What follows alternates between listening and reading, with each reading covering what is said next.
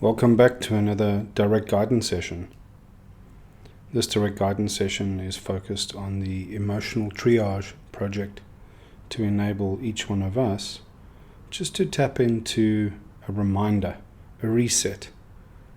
Often we don't need new instruction, all we need is reminders of the better perspective and better advice, which we have stored inside of ourselves anyway. Arousal and anxiety is a factor of a nervous system and processes which have been allowed to, sort of like a dog chasing its own tail, they've been allowed to chase and catch their own tail. We have aspects in our nervous system which are wired to be alert to threats, to danger, to injury, and to significant loss. But of course it helps to remember that not all fear that we are experiencing is actual danger. Not all pain that we encounter is actual injury, and not all discomfort that we are sitting with actually represents loss or oblivion to us. But without the leadership of our conscious mind, this self that we're trying to build through our practices, without that presence, the nervous system is like a dog that is allowed to bark at any noise at the gate. And when it's dark and we become aroused or anxious, if we look to the dog for a sign of how we should respond, the dog also looks to us, and the two of us make each other more anxious and more nervous. And this is what happens unconsciously when anxiety builds inside of us. Sometimes it's just a nervous response. We need to remember that there was a beautiful saying by Jiddu Krishnamurti that said, "It's no sign of good health to be well adjusted in a profoundly sick environment." And we live in a profoundly sick environment. There's stress in the water. We overload our systems with too much stimulus. There's a lot of dysfunction. There's a lot of processing that we need to do. And in our growth and in our consciousness, we're inadvertently processing this field of discomfort and suffering that humans are creating all around us.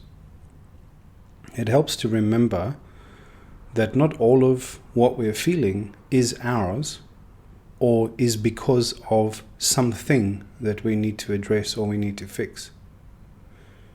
Our nervous systems, when we're not in the room consciously, turn to our creative left brain, which engineers story and narrative and concoct all sorts of reasons why we might be feeling anxious.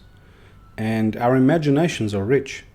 And if left unguarded and unchecked and untended, the two, the nervous system and this part of our brain that generates narrative and story, get themselves into a loop, and we can get ourselves quite worked up. Sometimes it's prudent just to sit with our feelings, just to sit with the experience and to hold our nervous system like a child and say, "It's okay. This is what anxious feels like." Nothing more, nothing less. There's nothing to do. This won't always cure the problem. This is also a practice. And we can't always expect an immediate result. That is unrealistic. It takes a while for our nervous systems to come down. But there are things we can do to just come into stillness, to challenge the anxiety and the story and the recursive thinking, to take a few deep, slow breaths to activate those nerves in our parasympathetic nervous system that will reduce the cortisol and reduce the stress. We can do this at any time. So together, let's just take a few grounding breaths.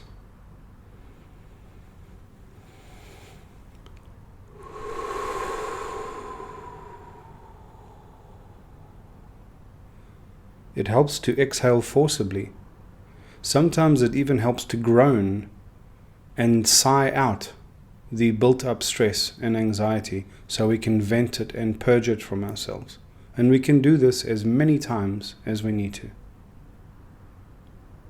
I hope this session has been helpful, and if you need more support like this, consider looking at some of the guided meditations for longer sessions to induce this sense of peace and calm across our consciousness and our nervous system.